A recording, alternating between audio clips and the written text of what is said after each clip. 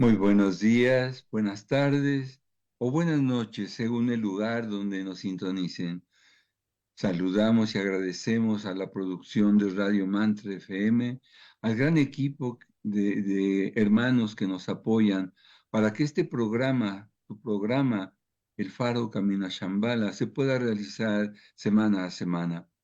También, claro, agradecemos a todos los hermanos que nos están escuchando por el reproductor, los que nos siguen en el chat y a quienes en su momento lo harán en diferido. Y también saludamos a nuestros compañeros que estamos compartiendo este momento. Y nos vamos hasta Diamante, Argentina, y ahí se encuentra nuestra amiga y hermana María Teresa. Tere, buenos días, ¿cómo estás? Hola Ricardo, muy buenos días para ti. Bueno, estamos acá preparada para compartir con todos ustedes y con los compañeros y amigos y oyentes de Radio Mantra que, bueno, que nos acompañan y que junto a ellos podemos reflexionar cada día martes en algunos temas que nos interesan profundamente. Y bueno, gracias por ello y por estar ahí. Gracias, Ricardo. Gracias a ti, Tere. Y ahora nos vamos hasta La Paz, Bolivia, y ahí se encuentra también nuestra amiga y hermana Lucía. Lucía, buenos días, ¿cómo estás? Hola Ricardo, muy buenos días, buenas tardes a todos los que nos acompañan. Bueno, como siempre, contenta de estar con estas lindas reflexiones que tenemos para el día de hoy. Y en La Paz, Bolivia, pues estamos con días primaverales, muy hermosos días. Gracias, Ricardo. Gracias a ti, Lucía. Y nos trasladamos hasta las cercanías de Barcelona, y ahí se encuentra nuestro amigo y hermano Jesús. Para ti, buenas tardes, Jesús, ¿cómo Hola, estás? buenas tardes, buenos días para vosotros. Pues mira, estamos en la edición 537 del Faro, hemos salido de un plenilunio y este sábado entraremos en el cero de Capricornio. Por lo tanto, para nosotros será el invierno y para el cono sur será precisamente el verano, un cambio interesante, solsticio, interesantísimo. Así es, grandes ciclos, grandes momentos, momentos sagrados, indudablemente, que hay que estar atentos. Y un servidor, Ricardo, desde la Ciudad de México, ya con el ambiente navideño, con el frío que ya tenemos presente. Y hoy continuamos con el principio de unanimidad y las relaciones grupales que colaboran para alcanzar una conciencia intuitiva. Y decirles que desde que iniciamos este programa estamos desarrollando las leyes y principios que establecen la jurisdicción de Cristo en la nueva era. Trataremos, como siempre, junto a ustedes, de reflexionar sobre el tema que hoy nos convoca, en el intento de aplicar en nuestras vidas diarias y en aquellos grupos que compartimos nuestro servicio estas leyes y principios de la nueva era. Y para ir introduciéndonos en el tema, tenemos que hay 4 grupos relacionados con el discípulo y debe considerar que su grupo está compuesto por 4 tipos de personas, que son las siguientes. Primero, el gran grupo nacional al que pertenece, cuyo karma, por el número de personas que lo forma, es tan fuerte que no puede evadirse de él aunque quiera. Posee ciertas características raciales y tendencias temperamentales, porque están ocultas en el cuerpo físico racial, y durante su vida en la tierra, tal será su constitución y las tendencias inherentes a este particular tipo de cuerpo. El cuerpo proporciona las experiencias necesarias o provee el mejor tipo de cuerpo para llevar a cabo el trabajo que ha de realizar. Un cuerpo de tipo oriental posee una serie de cualidades buenas y un cuerpo occidental otras también buenas, si así se puede expresar. El occidental tiende a imitar al oriental y a forzar sus vibraciones al mismo tiempo de éste. A veces esto preocupa a los instructores internos y ocasionalmente produce trastornos en los vehículos. Se ofrecerán meditaciones adaptadas a las distintas nacionalidades y a los diferentes temperamentos nacionales. Cada nación posee sus virtudes y defectos. Por lo tanto, la función del instructor será asignar meditaciones que intensifiquen las virtudes y remedien los defectos. El campo que abren estas ideas es vasto. Más adelante, Oriente y Occidente tendrán sus respectivas escuelas, sujetas a las mismas reglas básicas y bajo la supervisión de los mismos instructores internos, pero difiriendo sabiamente sobre ciertos puntos, aunque persiguiendo el mismo objetivo, seguirán diferentes rutas. Estas escuelas se establecerán en todas las naciones. No será fácil ingresar a ellas, porque cada solicitante tendrá que someterse a un rígido examen. Cada escuela diferirá en ciertas cosas, no en los fundamentos, sino en los métodos de aplicación, debido a la inteligente discriminación de quien dirija la escuela, que tendrá las facultades causales plenamente desarrolladas y aplicará el método a la necesidad inmediata. Se ha generalizado la creencia de que la meta es llegar a ser oriental. Recordemos que no todos los grandes seres son orientales, y los maestros que poseen cuerpos europeos han hecho las mismas cosas que los adeptos orientales más conocidos. Y aquí, Lucía, tenemos una pregunta para ti. Cuando se tenga más conocimiento, ¿se planearán fórmulas de meditaciones específicas? ¿Qué nos puedes comentar, Lucía? Gracias, Ricardo, y evidentemente es así, porque cuando se hayan establecido escuelas de meditación verdaderamente ocultistas con instructores idóneos, esto pasará. El segundo grupo importante en la vida del discípulo es el grupo familiar, que comprende la herencia y las características especiales de la familia. Todo individuo que ha alcanzado cierta etapa de evolución, donde es deseable y posible practicar la meditación ocultista, ha entrado en determinada familia por elección propia a fin de agotar el karma lo más rápidamente posible, mediante el vehículo físico que le proporciona la encarnación en tal grupo. Por lo tanto, se observa que al asignar la meditación ocultista es necesario que el instructor conozca algo de la genealogía y características innatas del discípulo para hallar la línea de menor resistencia y saber qué debe ser superado. El cerebro físico y la conformación de la cabeza juegan una parte importante en el proceso y en el futuro no deberán ser pasados por alto como sucede actualmente. Esto ocurre por la escasez de instructores especializados en cuerpos físicos. En este punto, Jesús, por consiguiente, el grupo familiar se ha de considerar en orden de importancia. ¿Qué nos puedes ampliar? Pues mira, Lucía, la cuestión es más trascendental de lo que se cree. En las futuras escuelas de meditación se llevarán registros de los antepasados del discípulo, la historia familiar, lo realizado en su juventud y en la vida y su historial médico.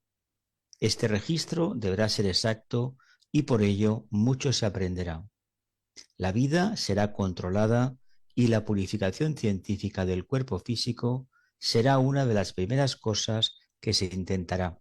Incidentalmente, dichas escuelas no estarán en algún lugar aislado.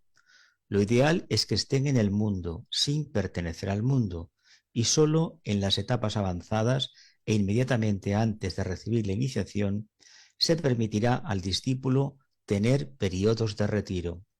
Lo que tiene valor es el desapego interno y la habilidad de disociarse al yo del ambiente y no el aislamiento en el plano físico.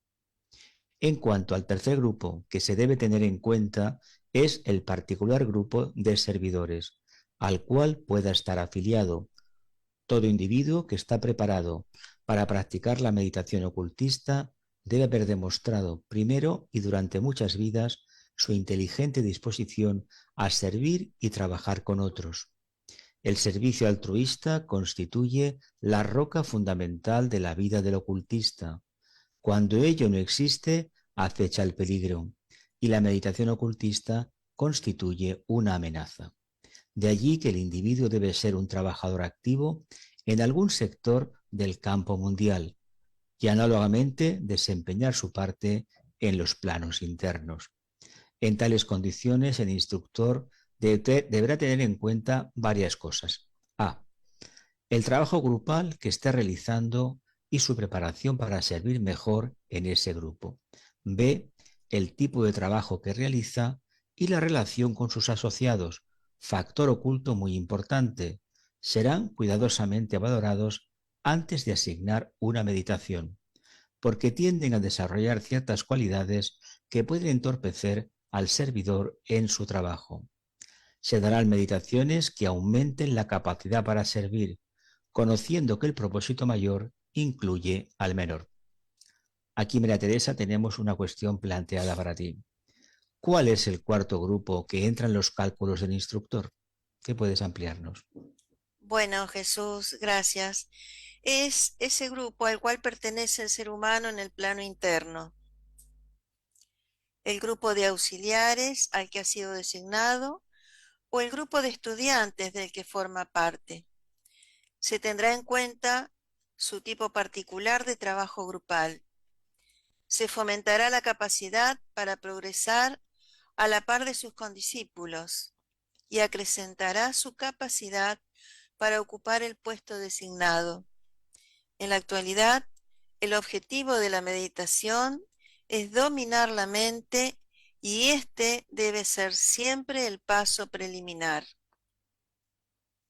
La comprensión de todas estas interrelaciones y pertenencias llevan al ser humano a entender que existe un reino del alma, que en realidad es otro reino de la naturaleza, el quinto reino.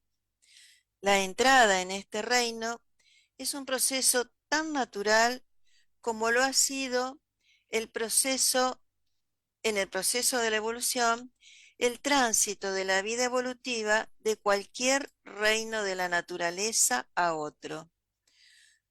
Cuando los sentidos y todo lo que ellos imparten están enfocadas en ese sentido común que místicos como Meister Eckhart le adjudicaron a la mente, lo enriquecen y le abren muchos estados de percepción. Cuando la mente enriquecida y sensible puede reenfocarse, se convierte en un mecanismo sensible, un sexto sentido. Registra las cosas del reino de Dios y abre al ser humano en profunda meditación estados de conciencia y esferas de conocimiento hasta entonces cerrados para él, pero que son parte del todo y del contenido del mundo como cualquier otro campo de investigación, teniendo en cuenta que la percepción instintiva ha cedido su lugar al conocimiento intelectual. ¿No sería posible que esta percepción intelectual sea a su vez trascendida y reemplazada por la conciencia intuitiva? Para ello parecen necesarias ciertas proposiciones. En el largo proceso evolutivo que ha elevado al humano de la etapa animal a la de ser humano, se ha llegado a la fase en que es consciente de sí mismo, permanece en el centro de su propio mundo y el universo gira a su alrededor. Todo lo que ocurre se relaciona con él y sus asuntos. Y aquí, Ricardo, preguntarte, a medida que el humano acrecienta su conocimiento y percepción intelectual, ¿el cerebro y la mente se coordinan? ¿Qué puedes decirnos?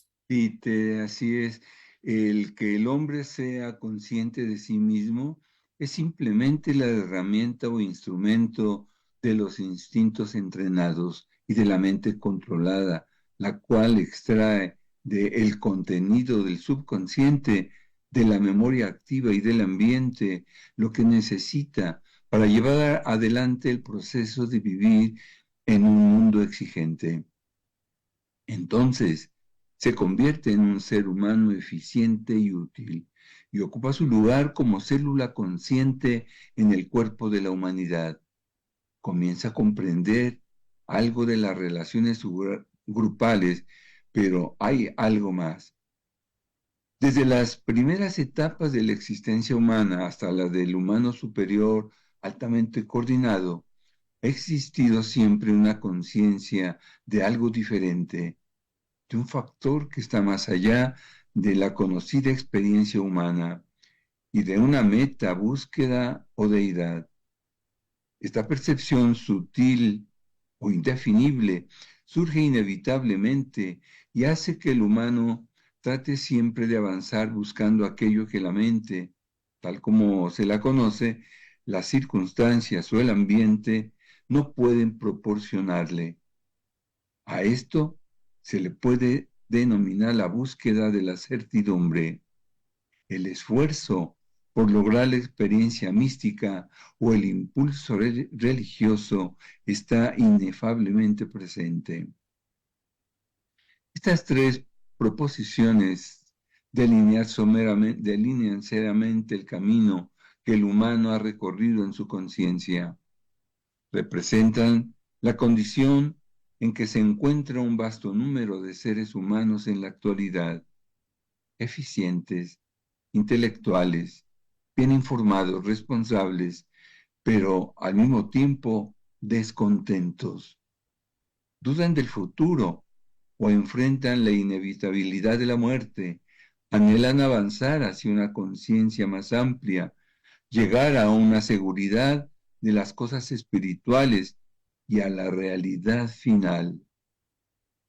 Este anhelo de una comprensión y conocimiento más amplios está siendo demostrado en gran escala en la actualidad, y la secuencia del crecimiento evolutivo ya establecido persiste evidentemente y deberá persistir si queremos agregar otro reino o estado de conciencia a los ya alcanzados.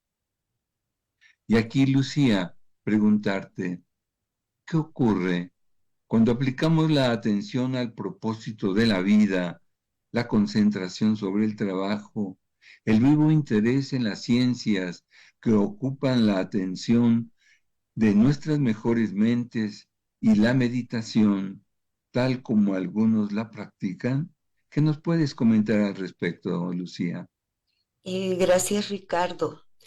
Mira, muchos han alcanzado ese punto en que ocurren dos cosas. Una, la idea de lo santo, la idea del ser y de la relación con ese ser, presentándose como factores dominantes en la vida. La otra, que la mente comienza a manifestar una nueva actividad. En vez de registrar y acumular en la memoria los contactos que los sentidos han comunicado y de absorber esa información que constituye por medio de libros y de la palabra hablada, la herencia cotidiana, se reorienta hacia un nuevo conocimiento y empieza a extraer de nuevas fuentes de información. El instinto y el intelecto han hecho su trabajo. Empieza entonces aquí la intuición. Llegamos a este punto que la práctica de la meditación para millares de personas constituye un nuevo esfuerzo. ¿Será posible que para esas almas que vienen hoy al mundo de la experiencia sean insuficientes la educación antigua con su entrenamiento de la memoria y la apropiación de los denominados hechos? Para ellas se tiene que formular nuevos métodos, encontrando tiempo para dedicarlo al proceso de reorientación mental, que permitirá al ser humano ser consciente en otros campos de conocimiento, además de los ya conocidos. La actividad y exactitud de la memoria de nada servirá para despertar las células cerebrales aletargadas o para activar la intuición.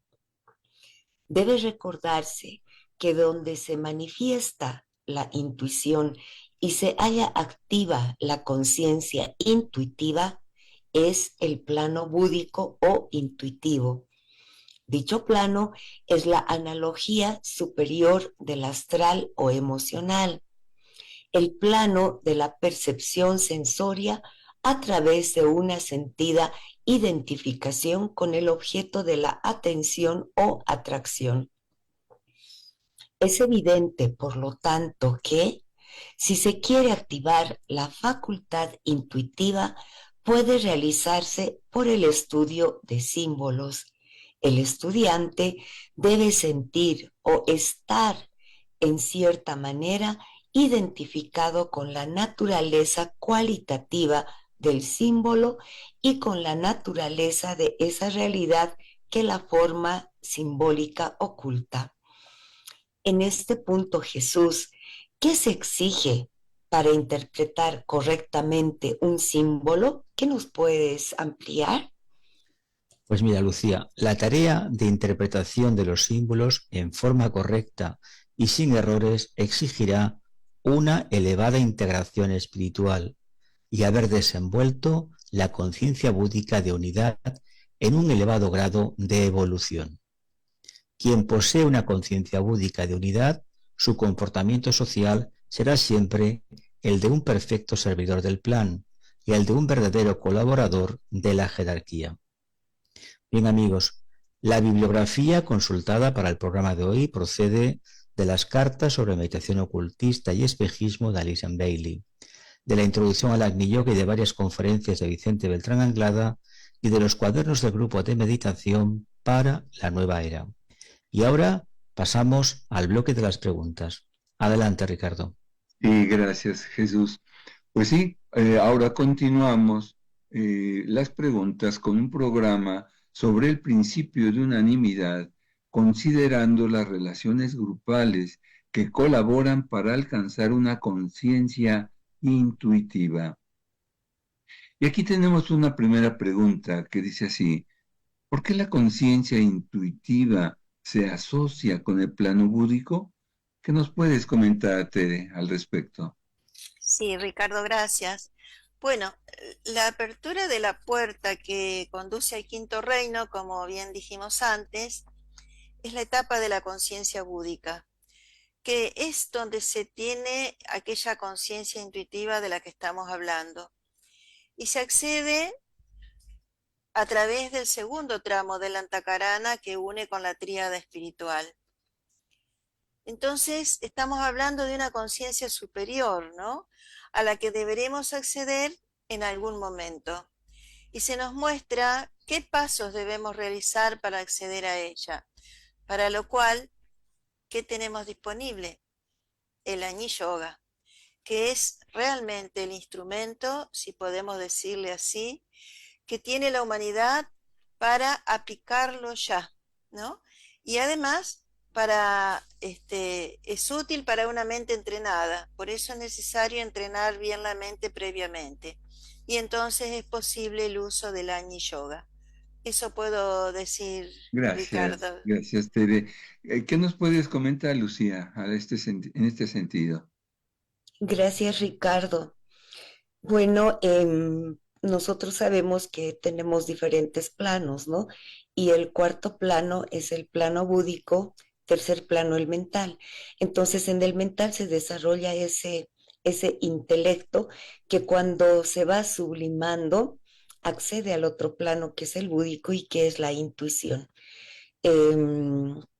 Este estado de conciencia nos permite acceder a niveles superiores espirituales. Estamos hablando del eh, plano átmico, el plano monádico, eh, que es un proceso que va a establecer este plano búdico como una especie de unión entre esa parte inferior y esa parte superior.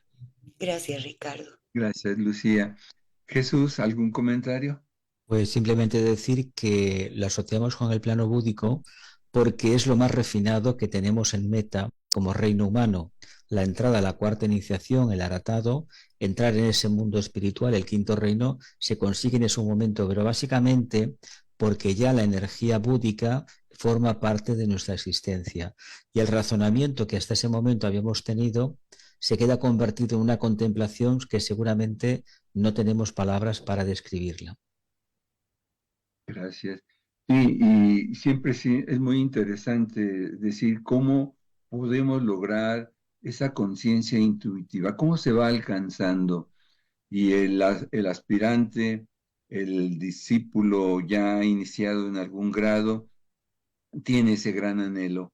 Y eso le va a considerar que cuando se llegue al portal de las iniciaciones, allí se le va a otorgar por ley una parte de células, de átomos búdicos que le van a permitir ir abriendo su conciencia intuitiva.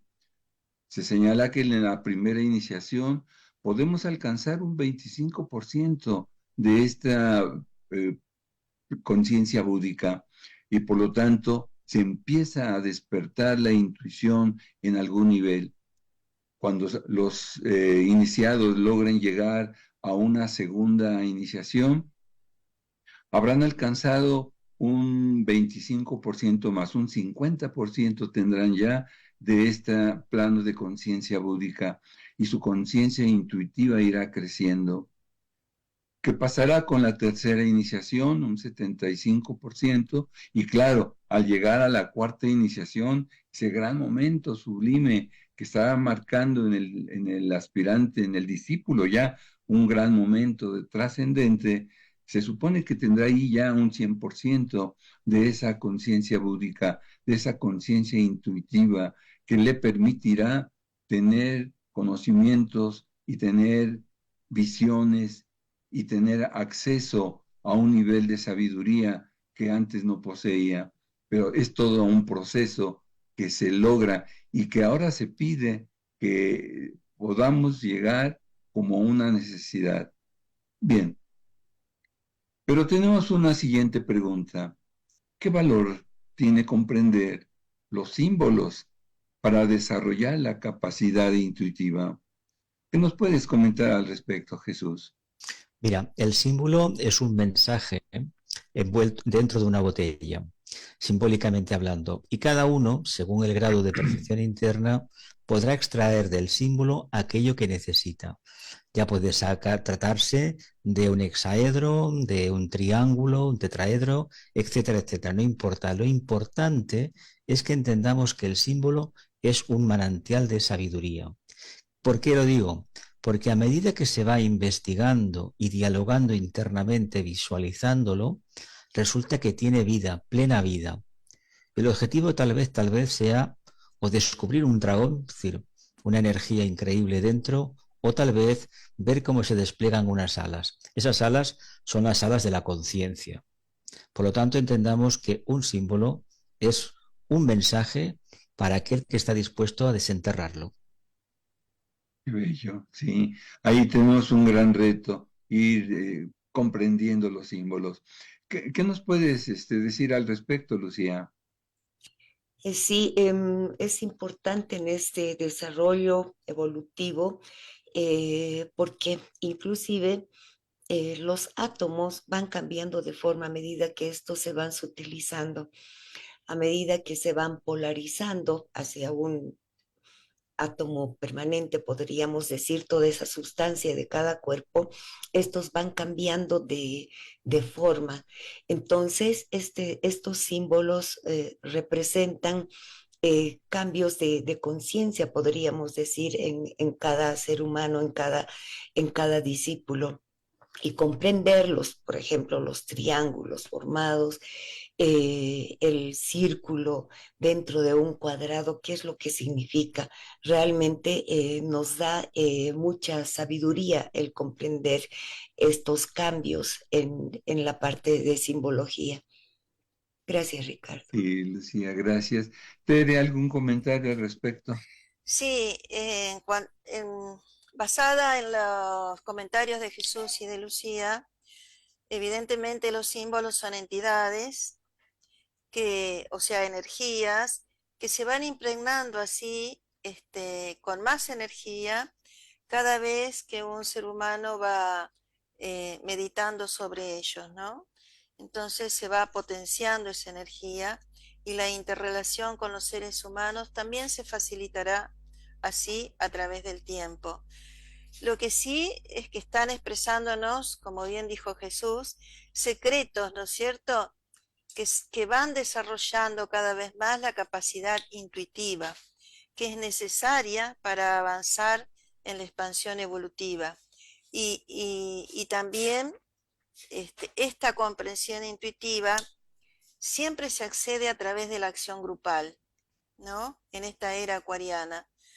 El maestro nos dice que la comprensión intelectual sí viene individualmente, pero la comprensión intuitiva viene a través del trabajo grupal. Y además, de ese modo, la jerarquía puede impresionar, ¿no es cierto?, a los discípulos.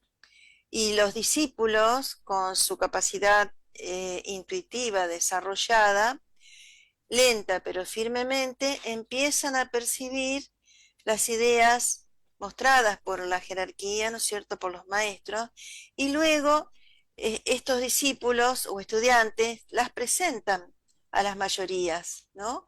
Y así entonces precipitan al plano físico aspectos necesarios del plan que fueron percibidos a través de esa conciencia intuitiva. Gracias, Tere. Muy, muy interesante todo.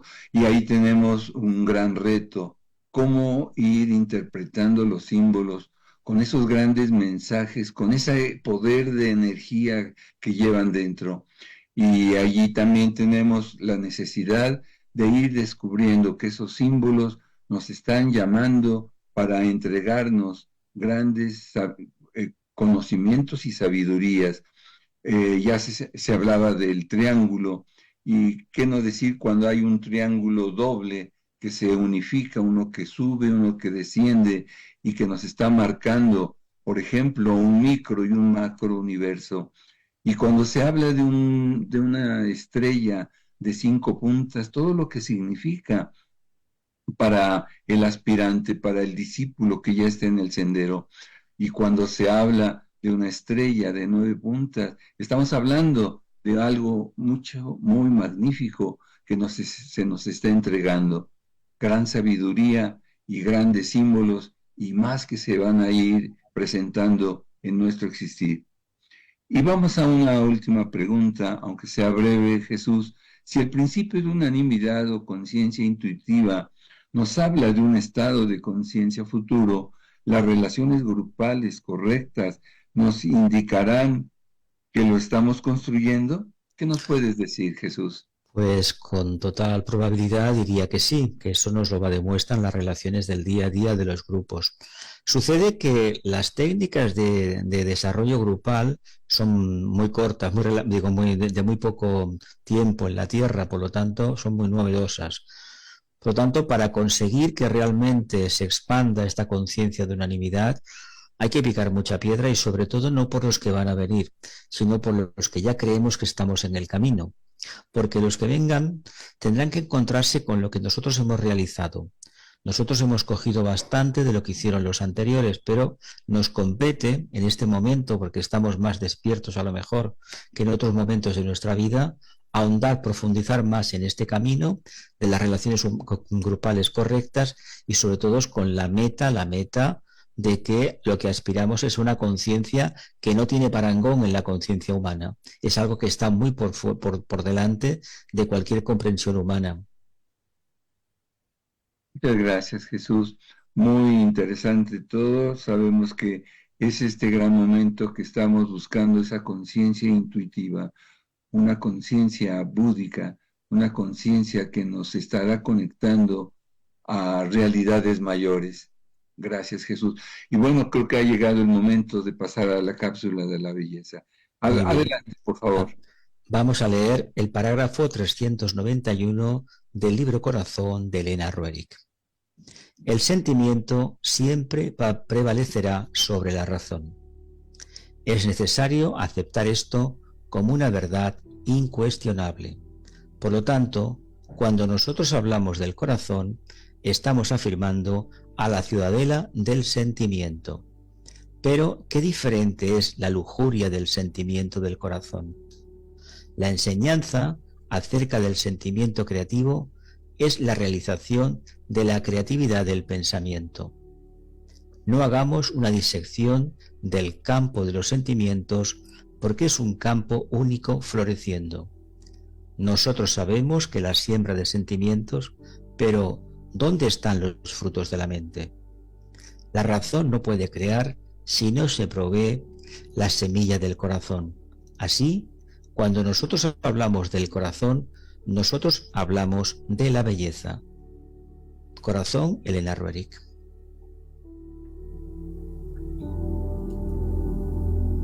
Nos preparamos para la meditación sobre el principio de la divinidad esencial. Adelante con la meditación.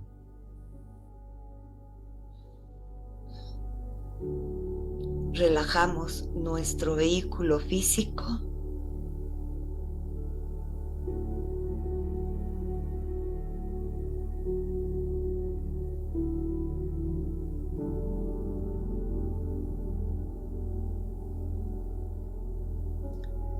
Armonizamos la energía emocional.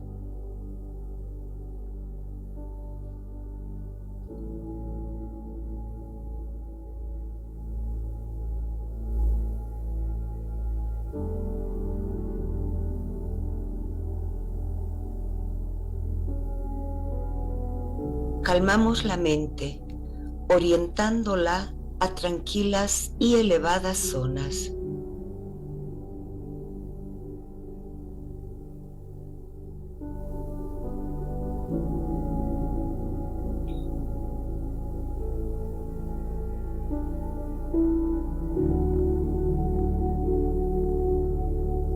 Nos vinculamos al grupo y con todos los que realizan esta meditación.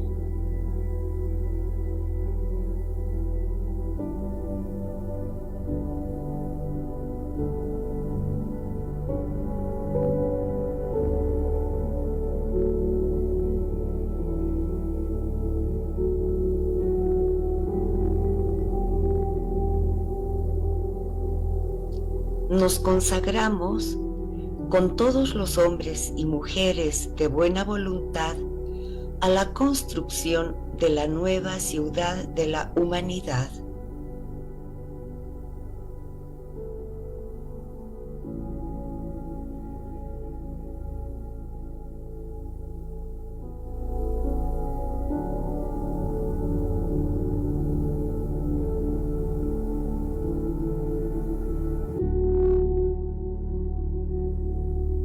Haremos todo lo posible para crear una era basada en la comprensión, la colaboración y la participación, donde desarrollemos y expresemos poderes creadores y posibilidades espirituales más elevadas.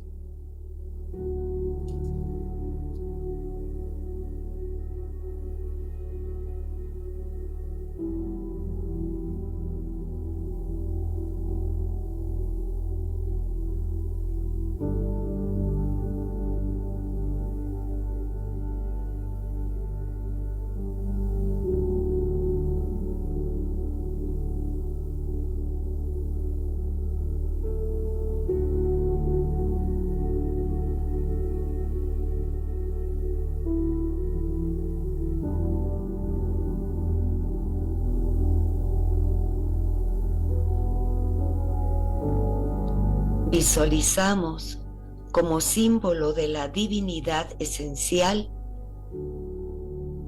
a Pitágoras, a Buda, a Cristo o un sol irradiando su luz en todas direcciones.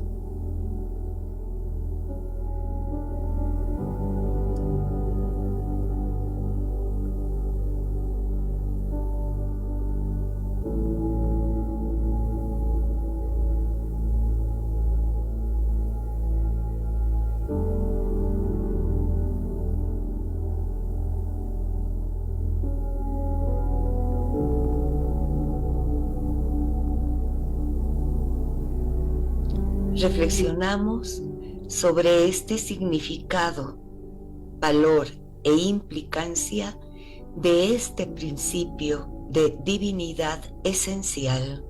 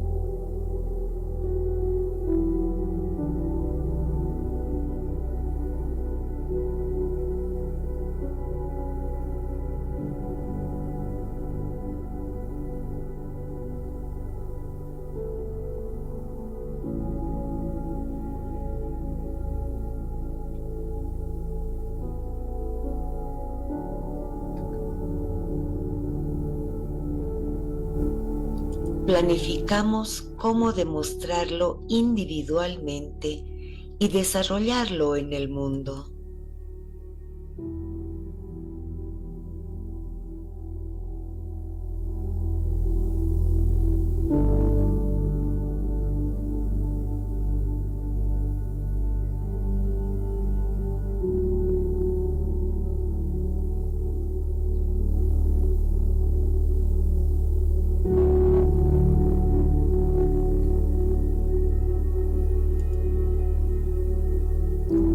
Irradiamos telepáticamente, repitiendo reflexivamente las palabras divinidad esencial.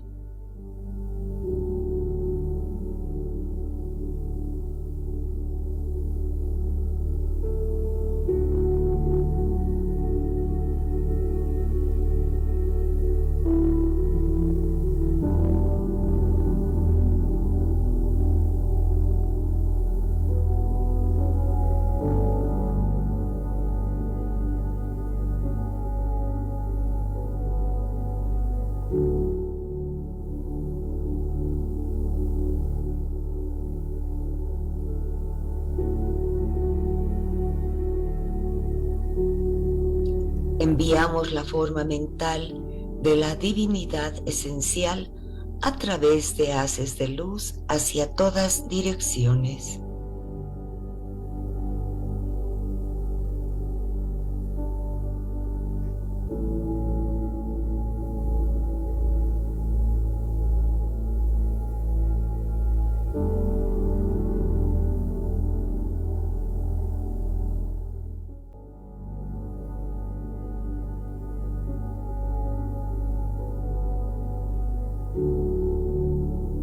Que seamos ayudados para cumplir nuestra parte.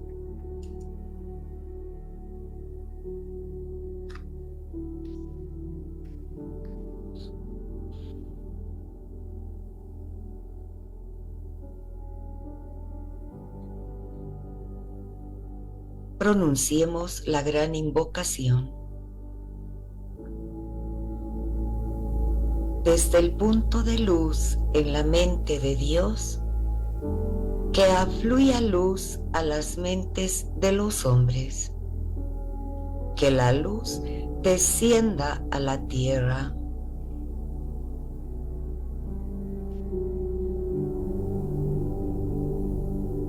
desde el punto de amor en el corazón de Dios, que afluya amor a los corazones de los hombres, que Cristo retorne a la tierra.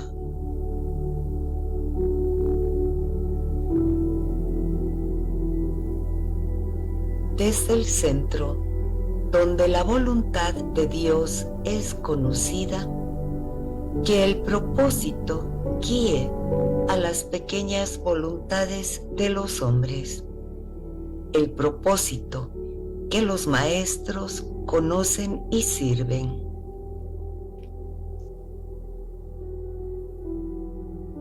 Desde el centro, que llamamos la raza de los hombres, que se realiza el plan de amor y de luz, y sella la puerta donde se halla el mal.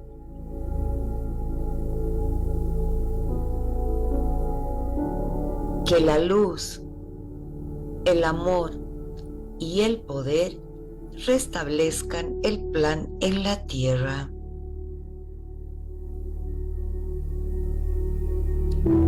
Conocemos, oh Señor, de vida y amor la necesidad. Conmueve nuevamente nuestros corazones con amor, para que nosotros también podamos amar y dar. Que así sea y que cumplamos con nuestra parte. Decimos 3 veces la palabra sagrada.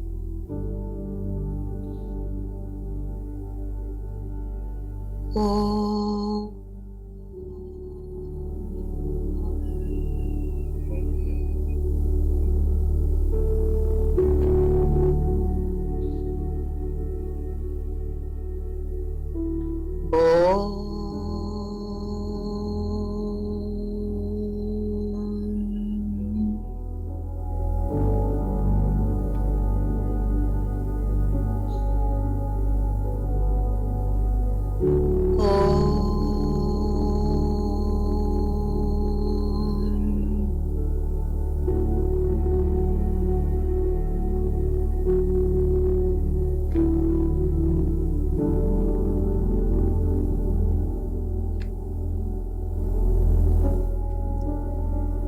Gracias, compañeros en el sendero. Continuaremos intercambiando reflexiones sobre las leyes y principios para establecer la jurisdicción de Cristo y construir conjuntamente su camino de retorno. A nosotros pueden escribirnos a elfarocaminoashambhala@gmail.com. Si desean volver a escuchar este programa, se repite por Mantra FM, para lo cual los invitamos a visitar su grilla de programación, o bien por On Demand en Mantra FM. Nos despedimos hasta el próximo martes a las 9 horas de Argentina, 12 del tiempo universal coordinado. Y durante la semana continuamos caminando hacia Shambhala.